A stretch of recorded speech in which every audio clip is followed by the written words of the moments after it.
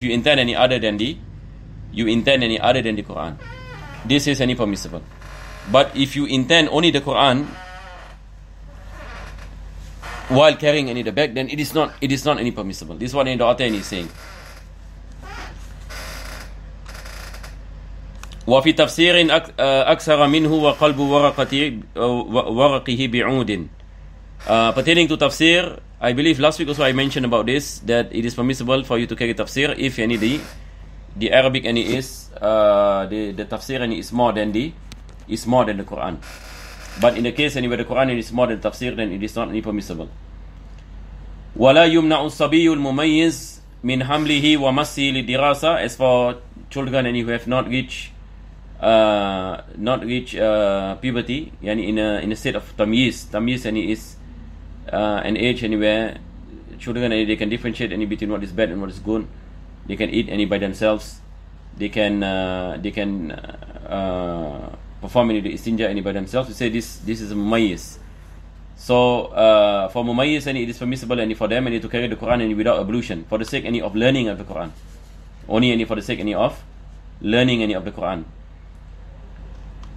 But other than the mumayyiz any it is not permissible. Yani baligh, if a person reach any puberty, it is not permissible.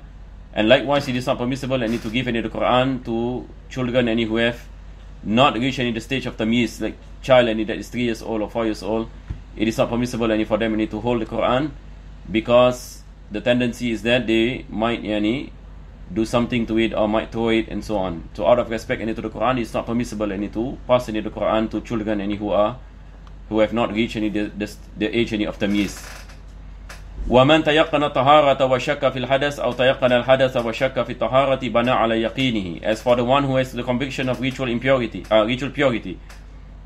and then doubts on the state of impurity.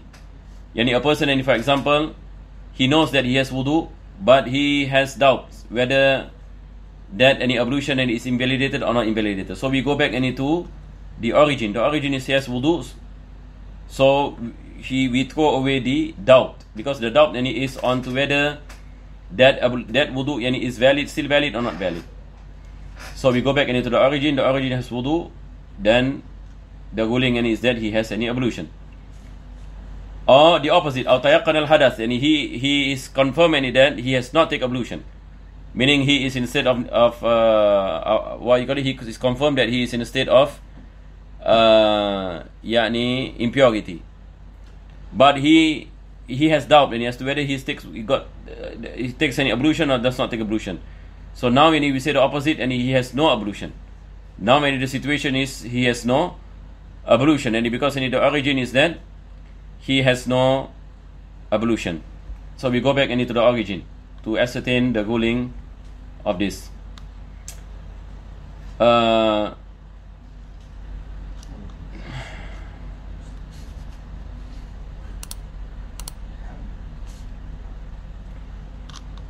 Now we go on to the next part.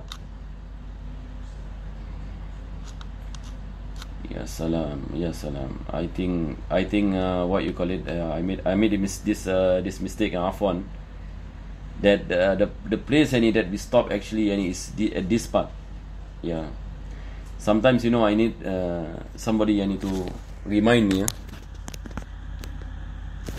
This is the part that I stopped last week.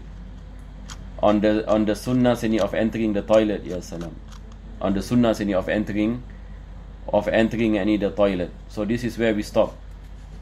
The author mentioned that it is not permissible to urinate in pavements, in paths, trees that bear fruits. This is the last thing we mentioned in last week. Now I remember. And then he mentioned wala yatakallamu illa lidaruratin. It is not permissible for him to speak. And when a person is inside the toilet, it is not permissible for him to speak, except if there is a need to. If there is a need, for example, or an emergency, or he needs to inform people outside about some dangers and so on and so forth, then it is permissible. وَلَا يَسْتَنْجِي بِالْمَاءِ فِي مَوْضِعِهِ. And it is not a sunnah to do the istinja with water at the place where he is urinating, or what you call it, it is not yani a sunnah any. Why? And because of the fear that the field any might hit him, because anyone when the water any touches any the field, there might be any a splash any that will hit any that person, and he make any himself dirty. So it is any a sunnah any that he do it at another place. But nowadays any, of course, in our toilets any are different. We have any a flushing system. Any last time people any dug any holes when they want to urinate, or they what you call it to poop, they dug any holes. So in this any situation, if they do istinja any at the same place, then the water any might hit them back any the water that is mixed any with the field. So it is a sunnah any for them any to go any to another place. But nowadays in our situation any is that once what you call it everything any is done any the flush with the flushing system any everything any is flush any out. So there is no issue in that any particular situation, because any we have to understand the wisdom any behind why any our ulama any mentioned that it is better, it is a sunnah any to move. And all this any is because so that any we are not hit any by the najis. And then he mentioned wa an yastabri'a min al-bawl, and this any a term any in fiqh and we call it al-istibra. Al-istibra, yani the meaning any of the istibra is basically to remove the balance any of the urine any that is in our private parts, especially any for males any, for example, after any urinating there are still any traces any of urine any in the penis, for example. So it is a sunnah yani that we do istibra. So istibra any consists any of coughing and massaging any of the penis, and also below it the part anywhere the urine any flows. You need to cause any some pressure so that any the remnants any of the urine any can be removed. Naam, and this is any a sunnah. Any istibra any can be a sunnah, it can be wajib.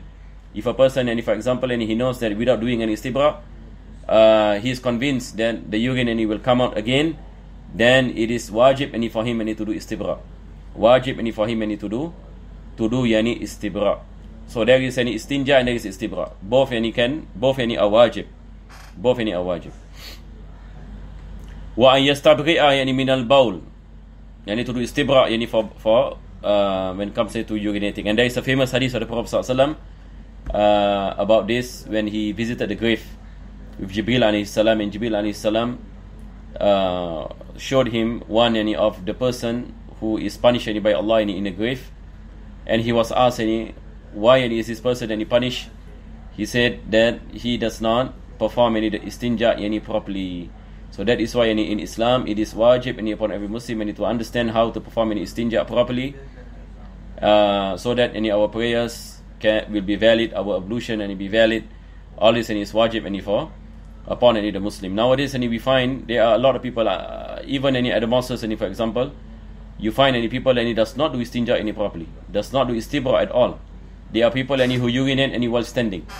This thing any about urinating any while standing, there is a high possibility that the remnants any of the urine any is still there, and you cannot any do istibra. How can you do istibra any when you urinating and standing, unless any you really take any the effort any, for example, any to remove any the remnants.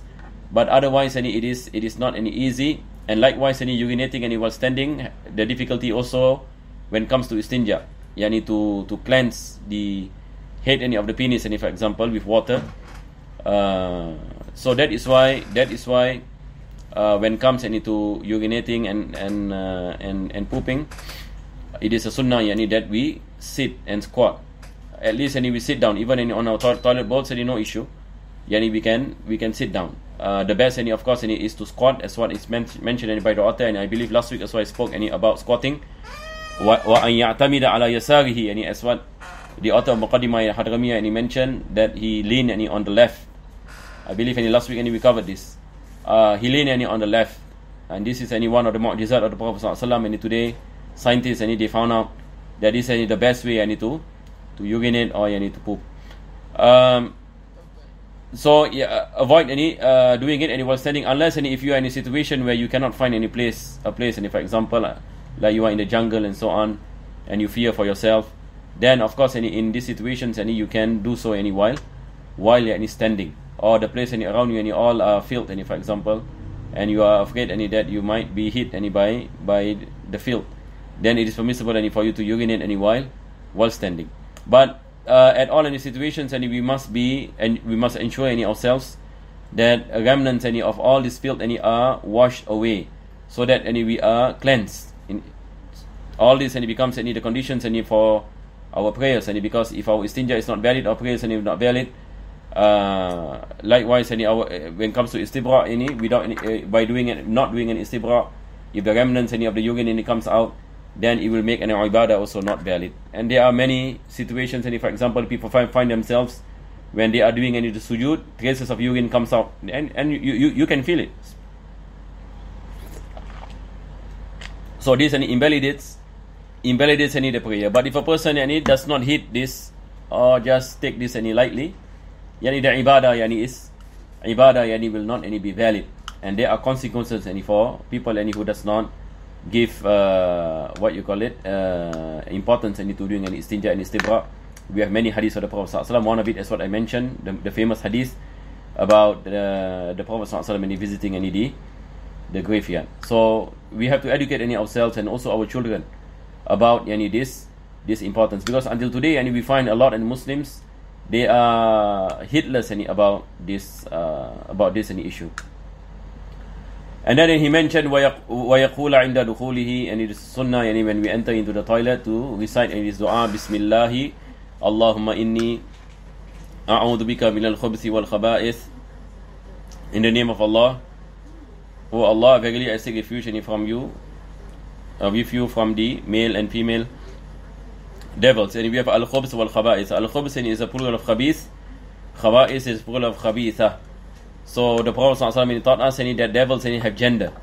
The devils have gender. We have male devils and we have female genders, and they have offsprings. They have offspring, and they are more than human beings. They are more than human beings. The jinn are more than any human beings. And since the toilet is their territory, so we have to protect ourselves whenever we enter the toilet.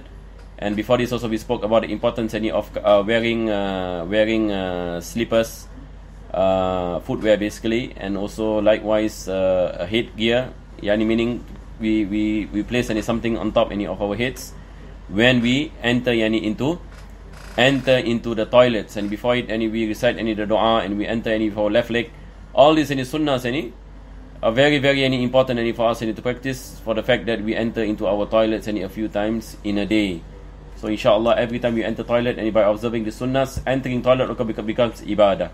You will attain rewards from Allah subhanahu wa ta'ala for entering of the toilet. Imagine, not only enter masjid and you have rewards, enter the toilet also you can have any rewards, even though the toilet is a place of filth. And then وَعِنْدَ خُرُوجِهِ غُفْرَانَكَ الْحَمْدُ لِلَّهِ الَّذِي أَذْهَبَ عَنِّي الْأَذَى وَعَافَانِي. When we go out of the toilet, and it is sunnah for us to recite the dua, غُفْرَانَكَ, we ask Allah for forgiveness. Alhamdulillah alladhi adhaba anni al-adha wa afani. All praise be to Allah, who has removed from me all these impurities, and who has blessed me with afiyah, with health. So this is the dua, and we ask Allah for forgiveness. And why forgiveness? Our ulama mentioned because for the fact that all these bounties that Allah gave us, that we are unable to make shukr to every of these bounties that Allah has blessed us with. So we ask Allah for forgiveness and for our shortcomings. And one of the greatest bounties of Allah subhanahu wa ta'ala to human beings is the bounty of being able to release yourself of all these impurities. Because otherwise human beings will die within a short period of time if urine he cannot exit from his body, or his feces he cannot exit from his body. So being able to go to the toilet and remove all these impurities naturally is a ni'mah from Allah subhanahu wa ta'ala. There are people out there, for example, they cannot do so naturally, and we find subhanallah life becomes very difficult for them, and their holes have to be have to be placed on their bodies, and tubings have to be inserted, and things becomes very painful for them, and so on and so forth. We pray that Allah bless us with afiyah. So inshallah for today, and we will stop here. Inshallah we continue next week. and inshallah next week we will continue from here inshallah. Only today I miss out the place where we stopped last week. Sallallahu ala sayyidina Muhammadin wa ala alihi wa sahbihi wa sallam.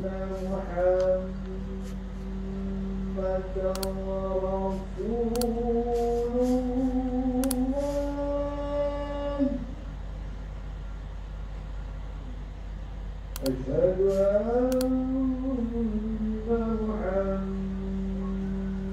محمدا رسول